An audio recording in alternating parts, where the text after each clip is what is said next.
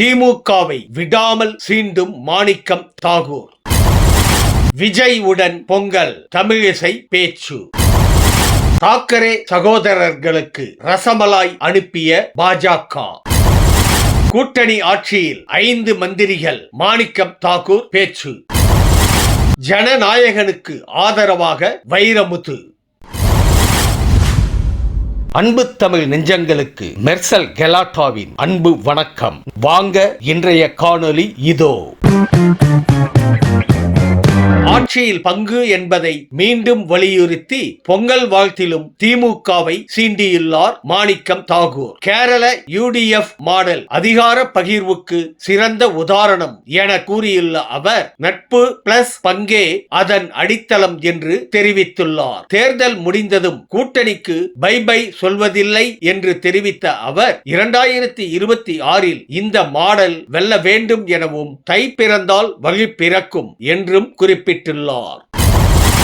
டெல்லியில் பிரதமர் மோடி பங்கேற்ற பொங்கல் விழாவில் பராசக்தி படக்குழுவினர் பங்கேற்றதை காங்கிரஸ் கட்சி விமர்சித்து வருகிறது. இந்த நிலையில் விஜய் ஒரு நடிகராக இருந்திருந்தால் அவரையும் இந்த விழாவிற்கு அழைத்திருப்போம் என தமிழிசை கூறியுள்ளார். மேலும் ஜனநாயகன் ரிலீஸ் ஆகும் போதே தங்களுக்கு பொங்கல் என விஜய் ரசிகர்கள் கூறிவிட்டதால் அப்போது அவர்களுடன் சேர்ந்து நாமும் பொங்கல் கொண்டாடுவோம் என தெரிவித்துள்ளார் தமிழிசை. மும்பை மாநகராட்சி தேர்தலில் மகாயுதி கூட்டணி 207 நகராட்சிகளுக்கு மேற்பட்ட இடங்களில் வெற்றி பெற்றுள்ளது. இந்த நிலையில் பாஜக தலைவர் கஜேந்தர் பக்கா உத்தவ் தாக்கரே, ராஜ் தாக்கரே, ஆதித்ய தாக்கரேவுக்கு ஆன்லைனில் ரசமலாய் ஆர்டர் செய்து அனுப்பியுள்ளார். அண்ணாமலையை ரசமலாய் என ராஜ் தாக்கரே விமர்சித்திருந்த நிலையில் பதிலடி கொடுக்கும் விதமாக இந்த இனிப்பை நீங்கள் ரசிப்பீர்கள் என கூறி அனுப்பி வைத்துள்ளார் அவர்.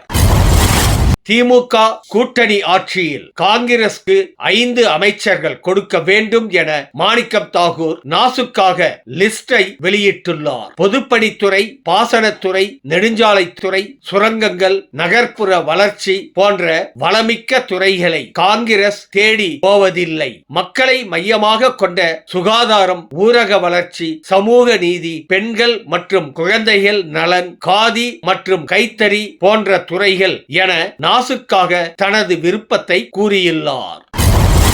சினிமாவை கலையாக பார்க்க வேண்டுமே தவிர அரசியலாக பார்க்க கூடாது என ஜனநாயகன் சென்சார் விவகாரம் குறித்து வைரமுத்து பேசியுள்ளார். தணிக்கை விதிகள் சூழ்நிலைக்கேற்ப மாற்றப்படுவதற்கு பதிலாக ஒரு நிரந்தரமான விதியை வகுத்தால் தீர்வு கிடைக்கும் என தெரிவித்தார். மேலும் 1952இல் வெளியான பராசக்தி படத்தை மட்டுமே பார்த்துள்ளதாகவும் அது சிவாஜியும் கருணாநிதியும் தமிழ்நாட்டுக்கு அளித்த கொடை எனவும் அவர் தெரிவித்துள்ளார்.